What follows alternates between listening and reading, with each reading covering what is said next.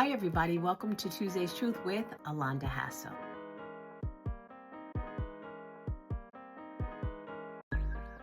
So, you know that we are coming to the end of the school year. It has gone really quickly. Challenging, but it definitely has gone quickly. Um, and it's this time of year where kids are like, what can I do to pass? What can I do to make up late work? What can I do to just make, for some, the entire year that they've wasted, to make it better, to make it work for them so they don't have to go to summer school or they don't have to be retained. That's a real thing.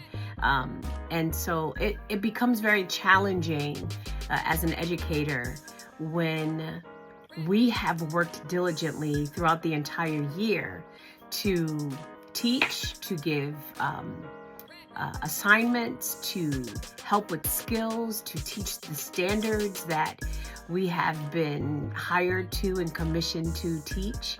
And then for some kids, a handful of kids, to simply come in and say, is there extra credit I can do since I did nothing all year? Or is there any work that I can do to make up because I, for whatever reason, did not do what I was supposed to do all year? And my thing is, I don't do extra credit because extra credit means extra work for me. And I don't think that it's fair to me or any educator that has shown up every day and done the work every day and prepared curriculum every day and these amazing lesson plans and, ways to get kids thinking critically and all of these different things that we are hired to do, we are commissioned to do, we are graded to do. I don't think it's fair for them to then be able to just kind of swoop in at the end and do a couple of assignments and make it right. But here we are. Here we are at this time of year where that happens. It happens every year. It happens at every level. I teach middle school. It's not just at middle school, but it's literally elementary, middle, and high school, and probably college at this point. And my whole point of this is I want to know in the long run, what are we actually teaching people? I don't care what their age is, but what are we teaching them in terms of how to, quote unquote, get things done or advance when they don't do the work, but they're given opportunity at some point to make up the work.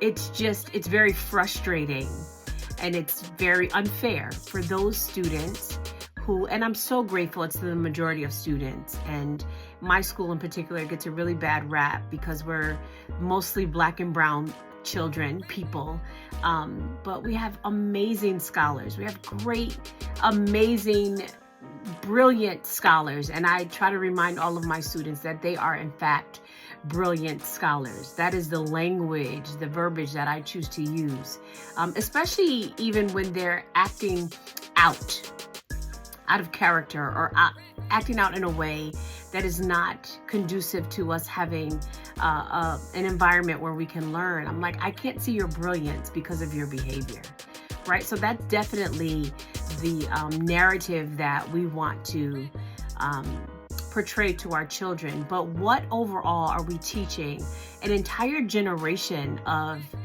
children, no matter the age? What are we teaching them when we say, okay, you didn't really make the cut. However, because our numbers want to look right, or because we don't want to look like something on paper, we're going to give you an opportunity to just kind of do a couple of assignments and make it up. Make up all of the work in 10 months that perhaps you missed or whatever. Or we're asked often to make an exception. And I'm not going to make an exception for those students who need help. And granted, a piece of paper with data on it does not show the true student. It does not show the true human being who lost family members, who were homeless, who didn't have food, who have mental issues. It does not show that.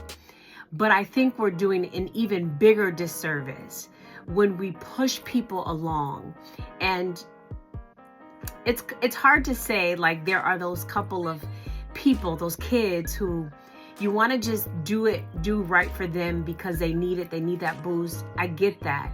But when it is masses, when there are a lot of children who need to be pushed along because they're not performing, we're just kicking the can up the road. We're just kicking the ball across the field. Whatever, idiom we want to use, it's in the long run, it's going to hurt us. And I get frustrated at this time of year because we're always asked as educators to, come on, do it for the kids, do it for, for their future. And I get it for some, but for some, I think that we're just teaching them. I mean, my question is rhetorical, right? We're just teaching them that there are loopholes. We're just teaching them that they're going to be able to find a way to, quote unquote, become successful, whatever that success looks like. If it's just barely getting by, I've never seen so many students who are happy with a 65.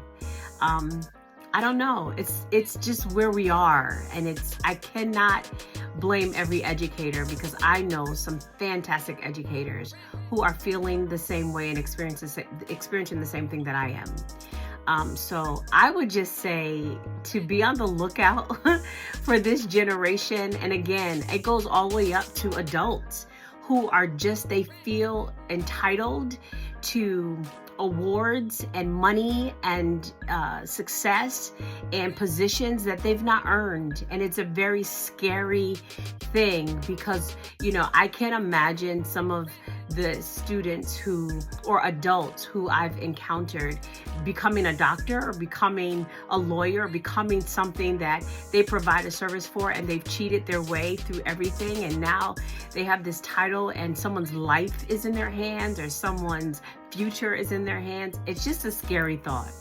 So I'm curious to hear what you guys think. If you're seeing any of the effects of people who are just able to kind of skate around the rules and regulations that are applicable to all of us, and what your thoughts are about that. And how does that affect your worth? Does it shift you? Does it make you feel like perhaps you're trying too hard or you shouldn't, do what you do? I don't know. I'm just very curious, but I know that is literally at the forefront of my mind every single June because 'tis the season. All right, that's my Tuesday Truth. I'm really, really interested in hearing your comments on this one. All right, have a fantastic Tuesday. I love you all.